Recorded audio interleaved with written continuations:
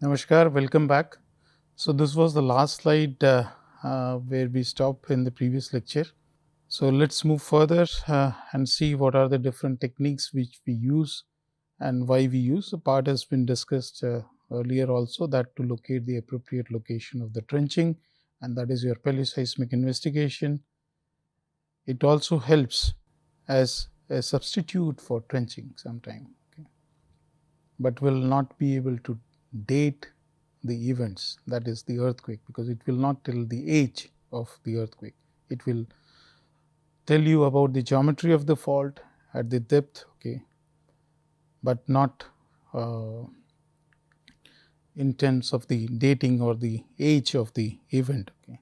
So, in recent years, a few investigations have used multiple techniques, okay, and those are like your gravity, vertical electrical sounding, 2D resistivity, seismic reflection, seismic refraction also. And if you want to go at for the greater depth, okay, then you can use the seismic reflections. Of course, it will help you in having an understanding about the deformation pattern at the greater depth, which you can go up to hundreds of meters, okay. And then shallow, mostly we use GPR and all that, and even up to 100, 150 meters or 200 meters, you can go with the ERT, that is your electrical resistivity tomography. And then some people use as a seismic method again, and that is your P wave seismic tomography. So, these are depending on what you are looking for. If you want to go for a greater depth and try to understand the fault geometry and all that, then you can use the seismic reflections.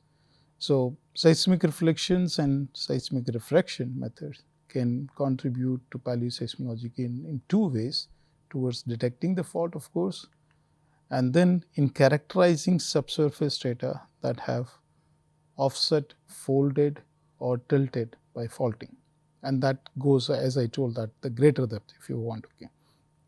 However, this, as we discussed that in the previous slide, the simple detection of the fault plane may not provide any data on timing, okay, and the magnitude of individual paleo earthquake. For this, you need to have trenching has to be done, okay, because you need to have the slip during single event, and of course, the pattern of deformation up to shallow depth, and age is most important. So, this will not provide any seismic method will not provide you the age. Okay.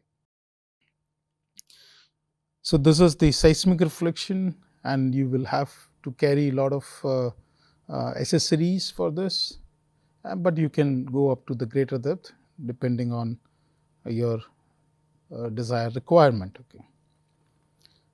So, this is how you can have the seismic reflection, okay, and that can give you good information. Like for example, here the profiles, two profiles which have been shown, they have gone up to 50 meters, and the below one is up to 40 meters, the same profile. Okay. So, after the interpretation, they have put that up to this one. Okay. So, this is your seismic refraction which has been done, and then you can also have reflection which will not be of the greater depth, but you like up to 20 meters or so you can do, but in this profile they have shown up to 14 meters. Okay. But you can see that the trench which they have opened is not so deep, okay, is up to 2 meters only maximum if you take the portion over here. Okay. But this, of course, it is more than 2 meters over here. Now, ground penetrating radar, this, as I have been mentioning, that this is quite a robust technique which we have in our experience. This is a more very good for shallow subsurface, and with different frequency of antennas you can go up to the depth of like 20 meters or so. Okay. So, you need to, because in this the higher the frequency of the antenna, then you will have shallower depth. Okay. So, that depending on that how deep you want to see the fault and all that, so that you can do. Okay. but it gives a very high resolution near subsurface that resembles to very similar to seismic reflection. I will show a couple of profiles. Okay. So, the similarity arises from the common use of transmitting waves, and that is your electromagnetic waves and all that. And basically this electromagnetic waves in seismic reflection we use the like we have the seismic waves, but in this you use the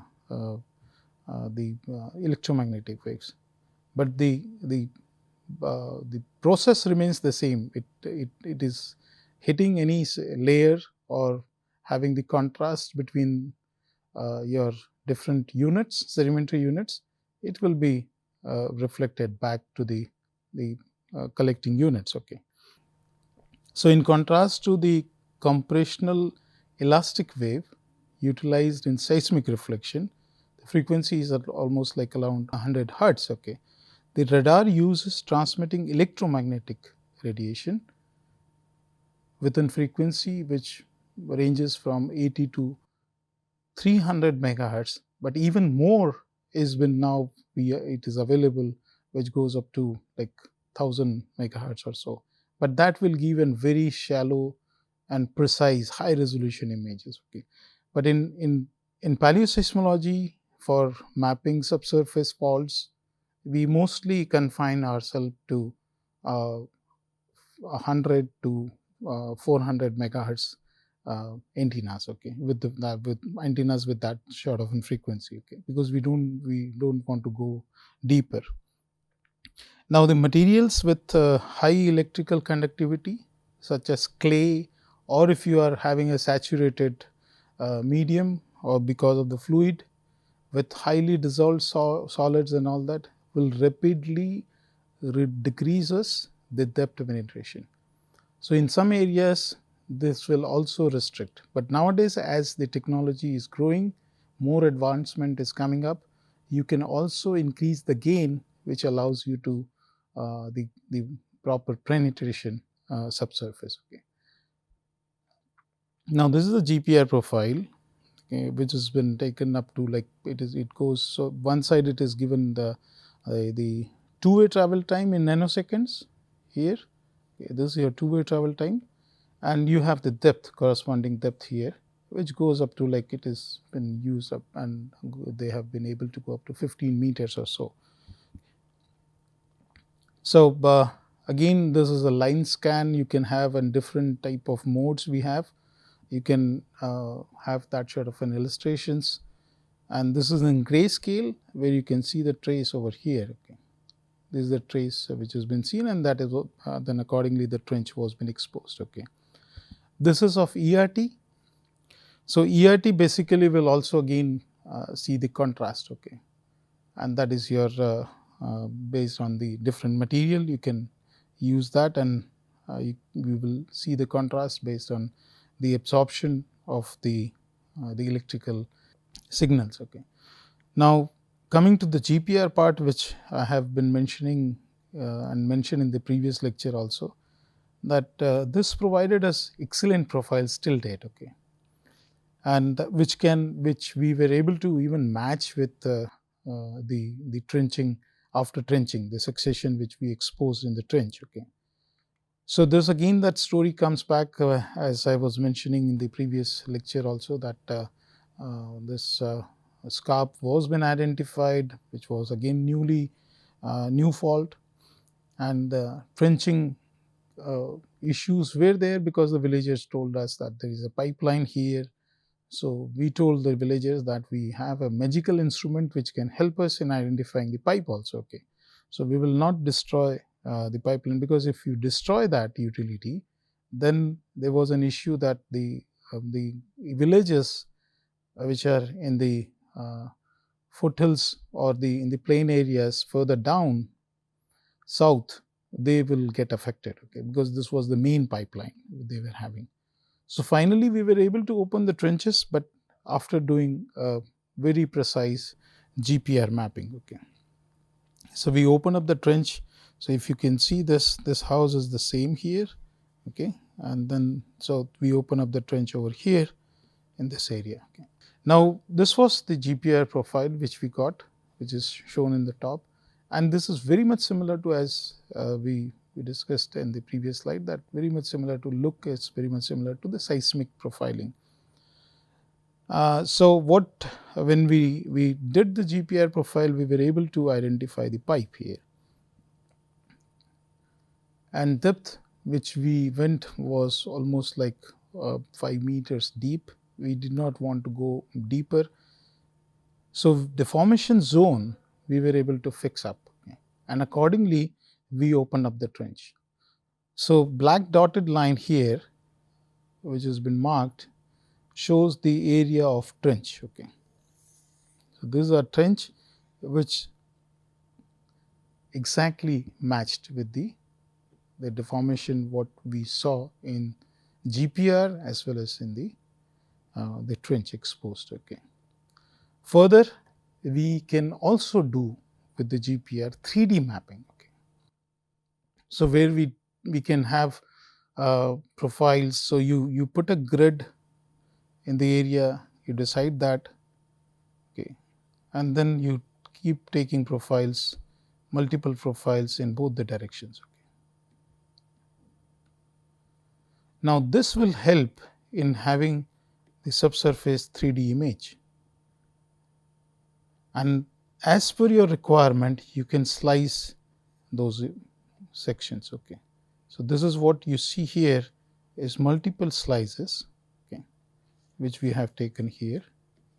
So, these are the multiple slices we have taken, and what was the beauty of this, that we were able to see that the fault dip just in the area which we have covered is hardly like 6 meters or so. Okay, not maybe not 6 meters. So, that we were not and then across we were having around 20 meters or so. That helped us in locating and understanding the change in the depth of the fault also. So, the advantage of this type of mapping in 3D was that we were able to fix up, okay, the best deformation signatures are seen in this portion of the land. So, let us open the trench there. So, that also helped us, okay, other than the pipe part. Okay. So, orientation of trench is also important, and as I told that this I have already discussed in the previous, that you need to open the deformed and undeformed section. Okay. Both portion has to be exposed to compare proper comparison. Okay. So, the trench trending transfers to the scarp, exposing the upthrown and the downthrown block. Okay. This is very important. Now, exposing both the portion helps to view pre-faulted. So, what was the condition before the faulting? Pre-faulted strata and on both the walls. Okay. So, that helps in having the comparison between the layers or the sedimentary units which you are exposed in the downthrown block which is undeformed and the upthrown block which is deformed. Okay. So, you can have a very huge in terms of the length, you can expose the trenches, and this is from Utah here in US, and US people, the scientists, okay, they usually open very narrow trench. Okay. So, as I was mentioning in my previous lecture, that there are different like pattern of putting the trenches in different countries. Okay. And then what you see here, these are all jacks which they have put, okay, to hold the walls from collapsing. So, that is again another technique which usually these people use. Of course, if you go for the how the mining has been done, some essence of that sort of an process or the procedure will be reflected here. Okay. But in mining, you open up in open cast mining, basically you open up in stages. Okay. So, you have multiple benches which have been done, and then you go deeper, deeper, deeper. Okay, but here it will be usually never go quite deep. So you can have, but then also because of the material which is loose, and in quaternary deposits are loose, they are not very indurated or solidified. Okay. So in that sense, to save, because you need to move in the trench, you need to do the mapping and all that. That we will be discussing in coming slides and all that. So this is an American style which they do. Okay. So excavating capabilities of various type of machines, that again is important, that how deep you want to go. Okay. Accordingly, you will have to use the type of machines. Okay. So here, this is the most common machine, which is also like we have in India and all that. Even this one, which can move, okay, which will remain stable at one point, okay, and can move on this horizon. Okay, so this is your it can move right, left, and all that. But the top machine, which is we usually commonly know it as an JCB in India. JCB is the name of the company. So that digging machine will not have much of advantage in terms of the movement, because it has some restrictions with its boom. Okay, but the second one is of course very important, but it will be expensive. Okay, so and then you have further different machine over here, which is like in loader mostly.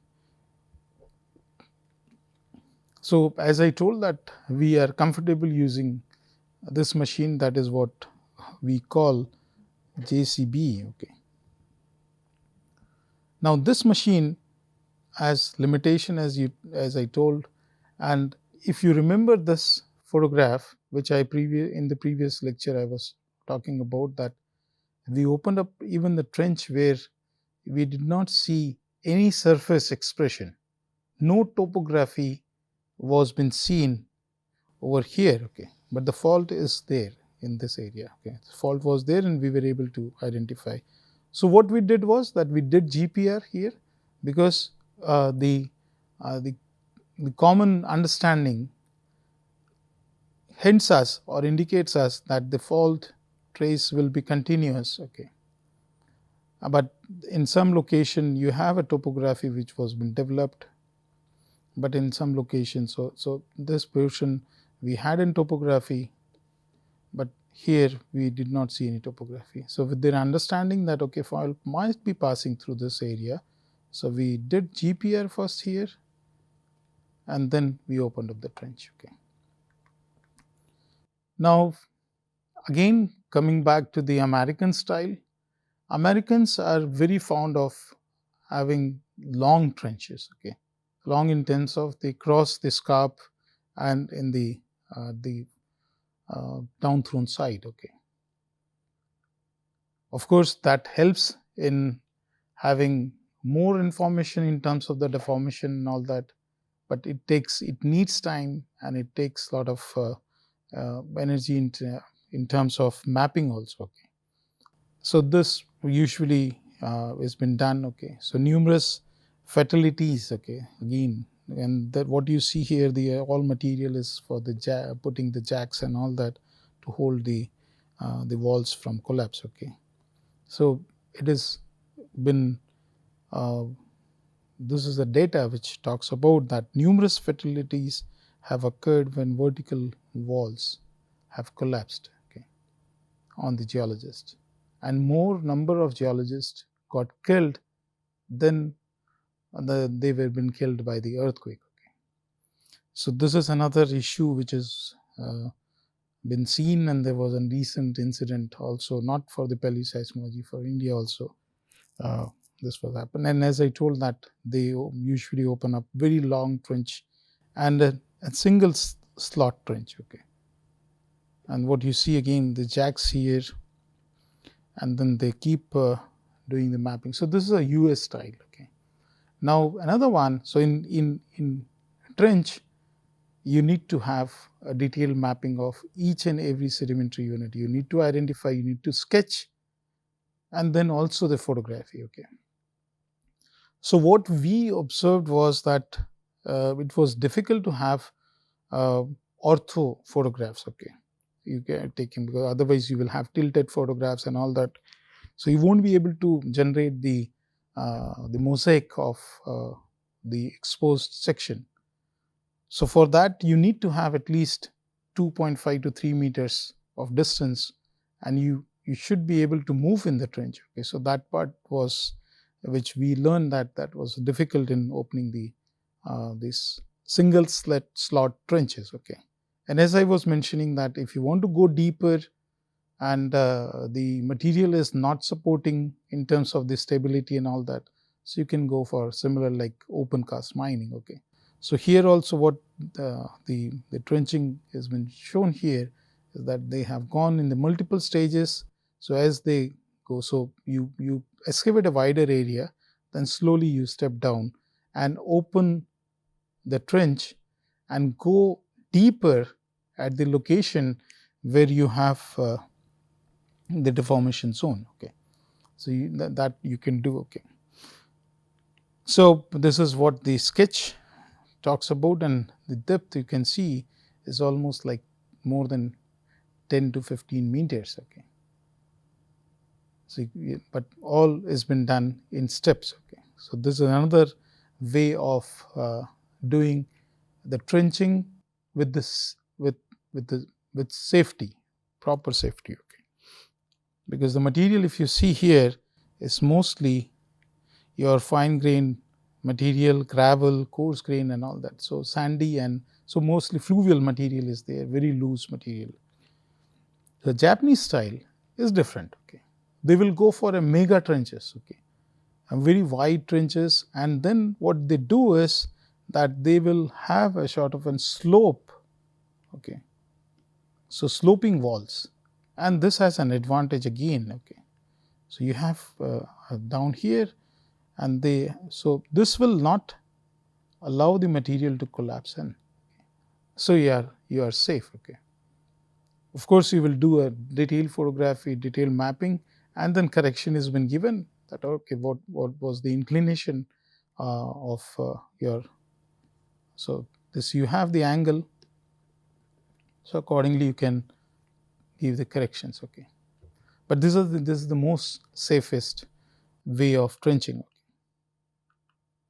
So, as I told that you have multiple ways or the of trenching: single slot, laid back. Okay. So, one side is vertical, another side is laid back, and benched, as we see we are talking about the open cast mining and all that, and bulldoze trench. Okay. So, it will have like wider area on the top, but you go deeper where you have the deformation zone. Okay. So, to have this information, you can go single slit. In India, we use manpower easily available. Okay. So, this we did in Northeast, where we used the laborers and we opened up the shallow trench. But this was again in Japan. So, you can have the backhole, small backhole to open the small trenches. Okay. And in India, we use, as I told that again, this is a backhole, but GCP. Okay. And due to the limitation of its movement horizontally, this machine has to enter into the trench. Okay, because to pull out the digged material. Okay. So, that is again, and we usually keep slight incline walls, and at the same time we open up the trenches up to like as wide as 4 meter or so. Okay. So, that has been done. Okay. This trench, so slowly we also had more experience, and the experience was sometime a sort of a very jovial one. So, if you see this person, my students, okay, so he is not having the helmet because we were doing the trenching in Punjab, and after we opened up the trench, and next day when we came, then this whole wall was collapsed. Okay. So keeping in mind the safety, we started looking for the helmets. Okay. But now we always carry the helmets as a part of the accessory of our trenching unit. Okay. So we were in Punjab, and it was difficult for us to get the helmets. Okay. Because then uh, even we tried that, okay, let us have this helmets which are used for the motorbikes. Okay. Again, there was an issue because everybody has the turban, but they don't have uses the helmets. Okay. So we only were able to get 3. So all 3 were varying, but one we were unable to do that. So this type of things we learn over the time, and we have experienced. This was not a very deep trench. You can see here. Okay. This is the grid of only like 1 meter here. Okay. So hardly we are going up to 2.5 meters or so. If you take this one, this is the scarp here, and we open up the trench over here. So there are safety, or we can say the precautions we need to take, and we need to have a safer process for digging the trenches and all that. Okay. So I'll stop here. We will continue in the next lecture with a couple of more details which have been left out in the field techniques. Thank you so much. Namaskar.